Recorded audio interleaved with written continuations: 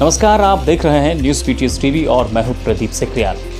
आज पूरे देश में डिजिटल इंडिया की बात चल रही है, लेकिन 21वीं सेंचुरी में 21वीं सदी में भी जिला पिथौरागढ़ के धारचूला के कई ऐसे गांव हैं जो आज नेटवर्क से कोसों दूर हैं।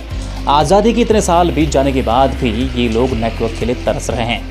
यहाँ के कम से कम 10,000 से अधिक लोगों को नेपाल के नेटवर्क पर निर्भर होना पड़ रहा है। नेपाल के सिम को यूज करने के लिए मजबूर हैं। आइए देखते हैं ये खास रिपोर्ट। आज जहां एक तरफ पूरे देश में डिजिटल इंडिया की बात चल रही है, तो वहीं दूसरी तरफ सीमांत धारचूला के कई ऐसे गांव हैं जो नेटवर्क से कोसों दूर हैं। धारचूला से लगभग 10 से 7 किलोमीटर की दूरी पर स्थित तवाघाट, छिरकिला, गलाती, गुंजी, दारमा, रमतोली, दुक्तु आदि गांव के 10,000 से अधिक लोग भारत की संचार सुविधा नहीं होने से नेपाली सिम का प्रयोग करने को मजबूर हैं। ग्राम सभा गलाती और रमतोली की 2 ग्राम सभा में 10,000 जनसंख्या वाली आबादी है, जिसमें अभी तक टावर की कोई सुविधा नहीं है। वहाँ की जनता बहुत ही परेशान है कि आने के समय में भी वहाँ लोग नेपाली सिम इस्तेमाल कर रहे हैं।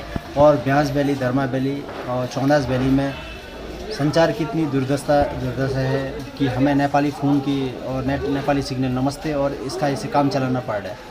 और वहाँ से हम लोग जैसे कुटी से हम लोग फ़ोन करने गुंजी छैले गाते हैं, लेकिन धारचूला में BSNL का जो हमारे लोगों के पास जो BSNL सिम है उसमें फ़ोन नहीं हो पा रहे। बताया जा रहा है कि भारी मात्रा में नेपाली सिम के रिचार्ज से नेपाल को आर्थिक लाभ भी पहुंच रहा है। धारचूला के उच्च हिमालयी क्षेत्र जो सीमा पर स्थित है, वहां पर नेपाली टावर के 4G सिग्नल पकड़ते हैं, इसलिए यहाँ के लोग नेपाली सिम को बातचीत के लिए और इंटरनेट के लिए इस्तेमाल करते हैं।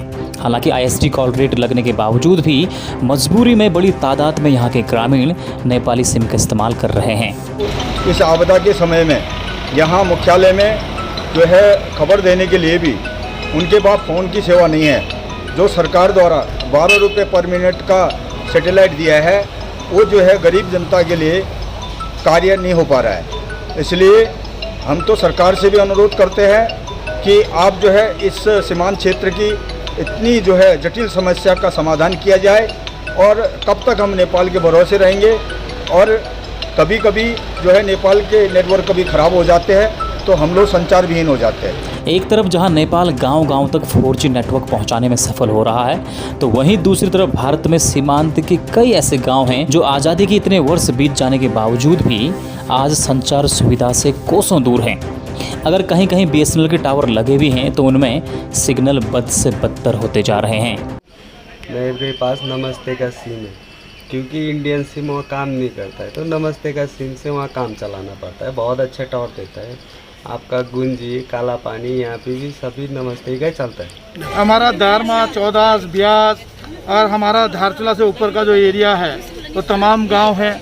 मेरे यहाँ के नामिक से लेके कोटा खरीक, पंदरपाला से लेके बोना तोमिक, जारा जीवली, रिंगू चुलकोट और जो है हमारा मल्ला जोहार का एरिया, ये तमाम क्षेत्र जो है मोबाइल नेटवर्क से वंचित है। और आप सब लोगों ने देखा भी होगा 2016 में 6 दिन का मैंने जंतर मंतर में आमरण अनशन भी किया था। उत्तराखंड की दूसरी बार जब मैं विधानसभा में पहुंचा 2017 में, तो मैंने वहां पर हाउस में भी कार्य स्थगन के माध्यम से इस मामले को उठाया था। हर बार मैं जो मेरा नैतिकता है, मेरी जिम्मेदारी, मैं उस मामले को उठा रहा हूँ, लेकिन केंद्र की सरकार गूंगी बहरी सरकार हो गई है। वो जनता का जो है पतन करना चाह रही है, जनता की आवाज़ को सुनना नहीं चाह रही है। जिस तरह से आज लेह लद्दाख घाटी में जो है सैकड़ों टावर लगाने का काम ये सरकार कर रही है, उसी तरह इस क्षेत्र को भी जो है टावर लगाकर यहाँ के क्षेत्र की जनता का जो है परेशानी को जो है दूर करने का काम करे। क्योंकि वो तो केवल एक चाइना सीमा से, चाइना के बॉर्डर से लगा हुआ है। ये क्षेत्र 2 अंतर्राष्ट्रीय सीमाओं से जुड़ा हुआ है। ये नेपाल, तिब्बत और चाइना 3 सीमाओं से जुड़ा हुआ है।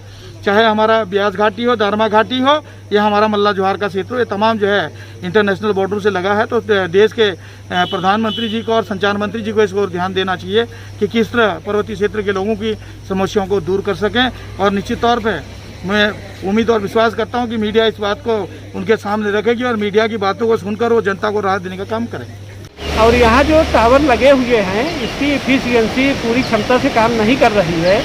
और साथ ही साथ जो है उसमें कुछ तकनीकी प्रॉब्लम भी आ रही बीच बीच में। इस वजह से जो है यहाँ पर टावर जो है वो अच्छे ढंग से पकड़ नहीं रहे हैं। तो इसी कारण से जो है लोग नेपाल के टावर पर ज़्यादा भरोसा करते हैं और यहाँ जो बॉर्डर में रह रहे हैं वो नेपाली सिम का यूज़ कर रहे हैं। धारचूला से न्यूज़ पीटीएस टीवी के लिए नदीम परवेज की रिपोर्ट। खबरों में बने रहने के लिए न्यूज़ पीटीएस टीवी को सब्सक्राइब करें और बेल आइकन दबाएं और साथ ही फेसबुक पर न्यूज़ पीटीएस टीवी पेज को लाइक या फॉलो करें।